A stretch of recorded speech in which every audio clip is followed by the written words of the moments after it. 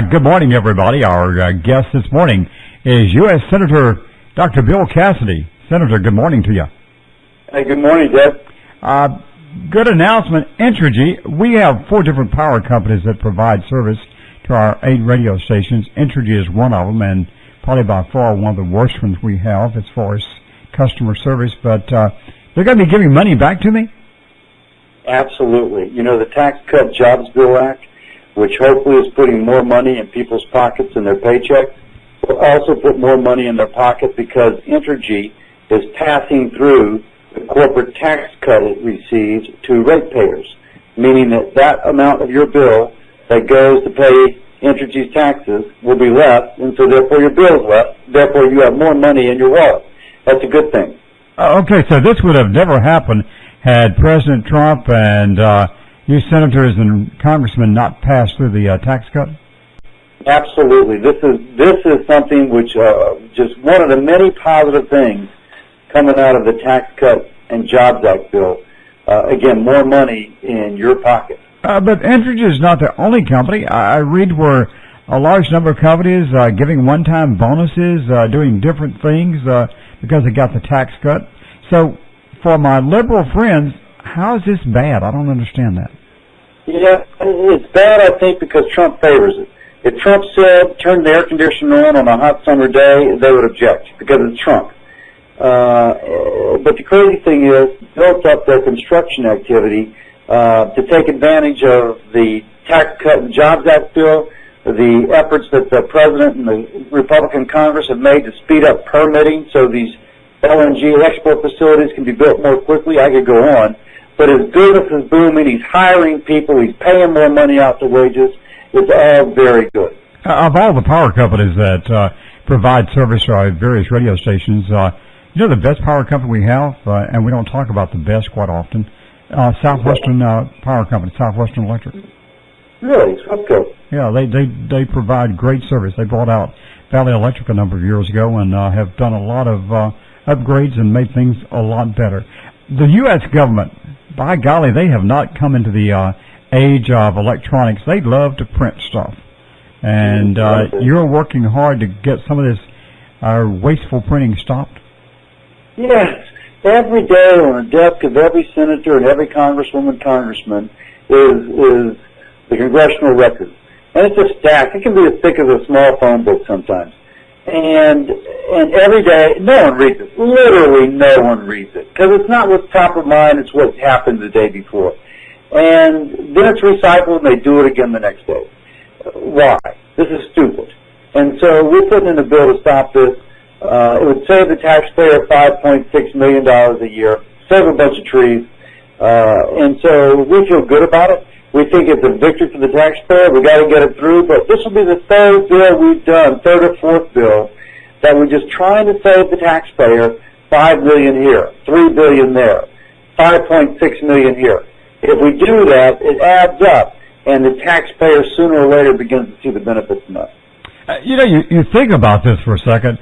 Anybody that's got stocks, oh my gosh, the amount of printed material you get from the corporations that you have stock in is astronomical, and no one ever reads that stuff. It looks like we would start taking the idea of what you're doing across the nation and make this stuff where we don't print it anymore. It's just over and over. You know, it really is true, and if you want to print it out, you can request that you receive it. But why are you giving it to people who are not going to read it, and if you ask them, no, I'm not going to read it. Think how many people have opted to receive their phone bill online as opposed to get it in the mail. So it's just a way to save money, to make your life a little bit less cluttered. It's still there for the record. You can still download it. But in the case of the federal taxpayer, it also saves $5.5 million a year. So let's save the taxpayer $5.5 million a year. We just shouldn't be wasting federal taxpayer dollars. Who's going to run for governor? I don't know that. You tell me. Well, I tell you, everybody I've had on, with the exception of maybe you, wants it the choice to be Ralph Abraham. You know, Ralph would be a great guy, super guy. I know there's others interested, but Ralph, as I understand, is currently running for re-election for congressman, so I don't think he's committed to it either. When do they have to make a decision by to be a strong candidate? Well, it all depends on your ability to raise money, and you got to raise money to let people who don't know you know who you are. Folks in North Louisiana know Ralph real well, but folks in South Louisiana probably not so much. So, and John Bell Edwards is going to have $8 million to campaign on, so you got to be able to compete with him. So it really depends on how quickly you can raise the money. Of course, knowing John Bell Edwards may not be an asset. That was a cheap shot. Well, don't underestimate John Bell. Lots of folks out there like John Bell, so you gotta just assess your opponent very accurately. Well, in all fairness, I like John Bell Edwards. I just think he's a horrible governor. You spoke on the Senate floor, and this is what I don't understand. A number of people that are up for federal judgeships or for U.S. attorneys or whatever have been approved on other positions, and it appears the Democrats aren't aware that Trump was elected the president, and you can't get these nominations approved. Why not? The left strategy is to oppose Trump whatever he proposes. Again, going back to the Tax Cut and Jobs Act bill, putting more money in every taxpayer's pocket, not a single, literally not a single Democrat voted for it, even though it's bringing benefits to the economy and individuals and to families. So for whatever reason, they're going to oppose. And if the president proposes somebody for a judge or for a position in his executive branch or the bureaucracy, they oppose. They make us debate it for 30 hours, and then he ends up passing, or she ends up passing with 98-2 votes. So it's not like they oppose him. They're just trying to stretch it out, tying up the calendar so we can't get other stuff done. That's the left's decision to oppose Trump no matter what. Can you do anything about that? Yeah, so I think it's overdue. But this past couple of weeks, Mitch McConnell, the Senate leader, said, listen, we're going to stay in on the weekends. We're going to stay here through the holidays if Democrats force us to. If Democrats say, listen, this is a reasonable candidate, let's just let him go through, okay, we'll go home on Friday afternoon. But if not, we're staying through Sunday because we've got to get these things done. I think that's a better approach. Let's just push it to the limit. We've got to get Trump's folks in. We got lots of things to talk about. U.S. Senator, the Honorable Dr. Bill Cassidy, is our guest this morning. I'm not sure I understand this. You propose the ending of needless delivery subsidies, and I don't have a clue what you're talking about. You know, if you're going to mail something from Manny to Winfield, say somebody you got a mail order shop, and somebody in Manny is a vendor, and they're going to send it to somebody in Winfield. You're going to pay more in postage than if somebody in Shanghai is sending it to Winfield.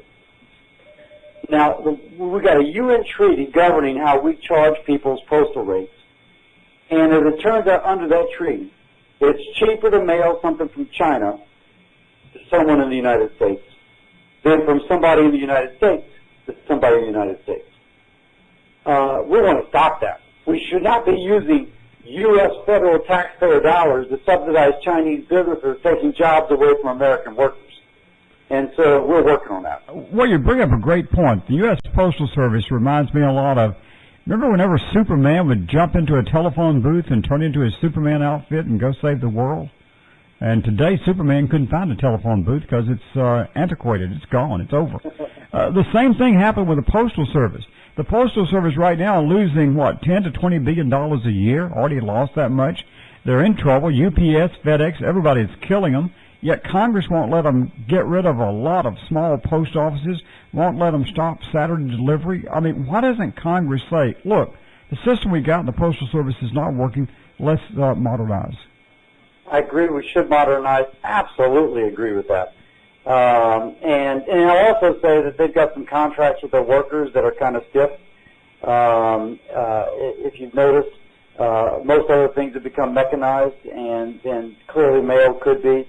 But there's processes within the Postal Service which are not as automated as they could be.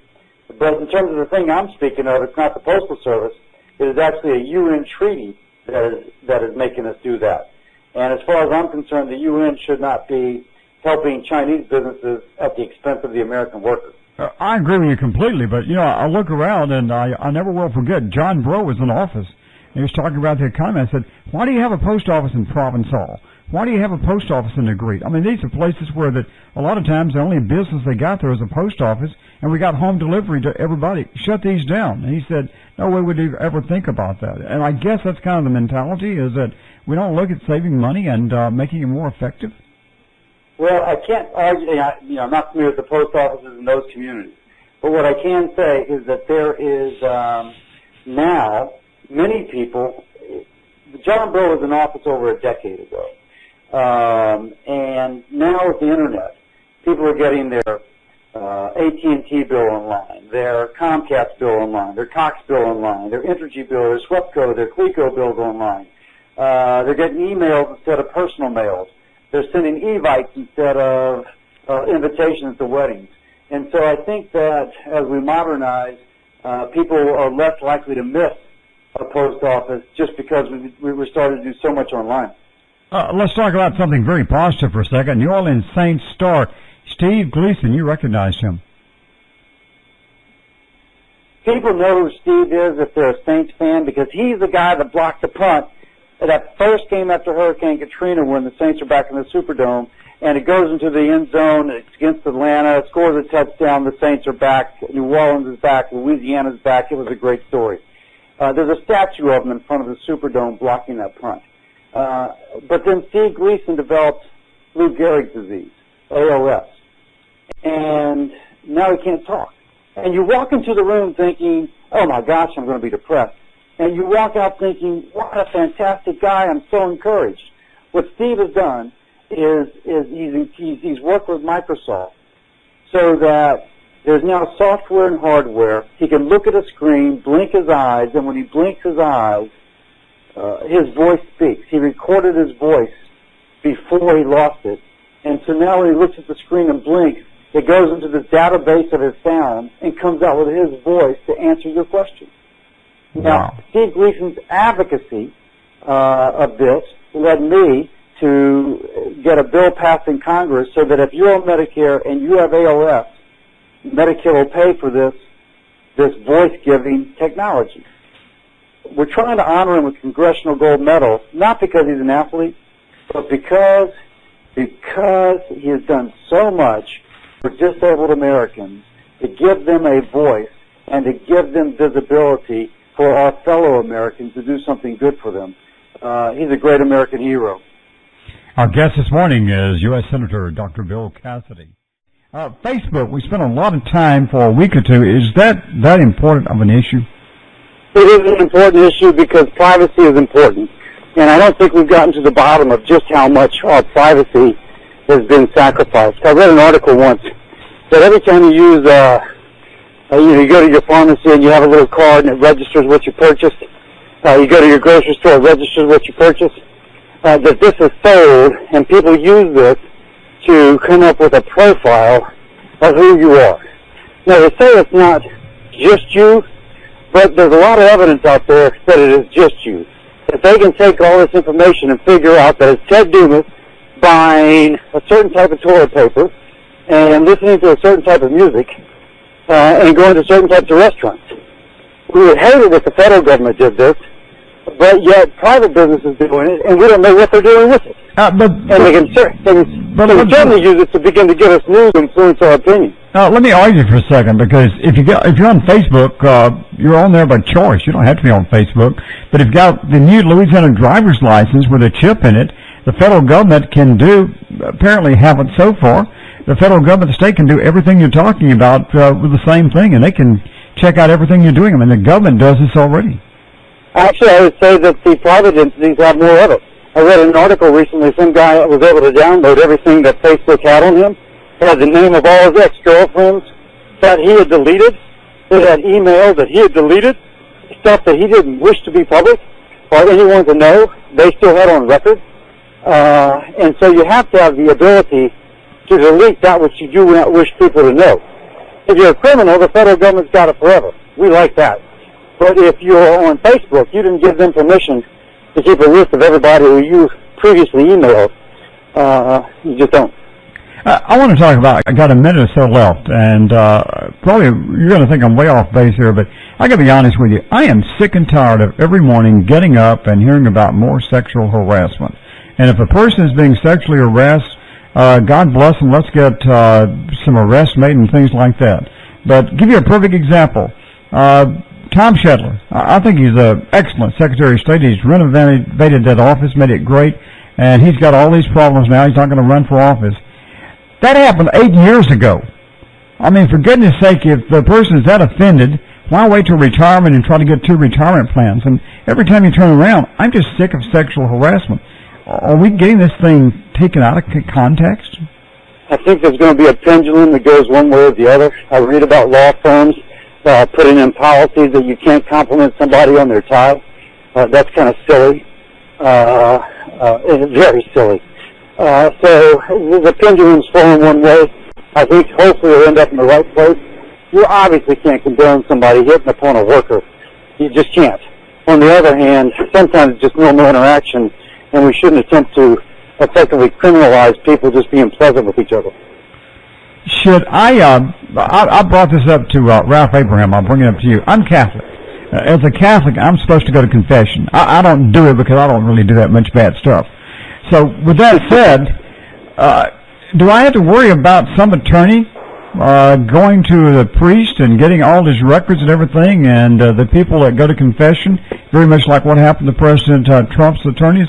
I mean, that's usually held from mob bosses, and are we losing complete ability of client relationships in this country? First, as regards to confession, there was a case out of Baton Rouge just in that issue, and it was decided in favor of the church. In terms of your attorney, clearly attorney-client privilege is supposed to be a privilege. So presumably, when the U.S. Attorney in Manhattan raided Trump's lawyers, he thought there was criminal activity, not just attorney-client. We got to see how that plays out, Ted. If it turns out they were wrong, there should be heck to pay. Okay. Because obviously, I'm really past time. I got to throw this in. You know, we started this. We didn't start this. The Democrats started this on Russian involvement in elections. How do we get to the point of dealing with strippers? I have no clue. Clearly going way too far. And now it's not just Trump, it's other people. People who've done scuzzy things, but they're not illegal, and yet they're being captured. That's wrong. That needs to stop. Dr. Cassidy, always an honor to have you with us. Look forward to next month. Thanks, Ted.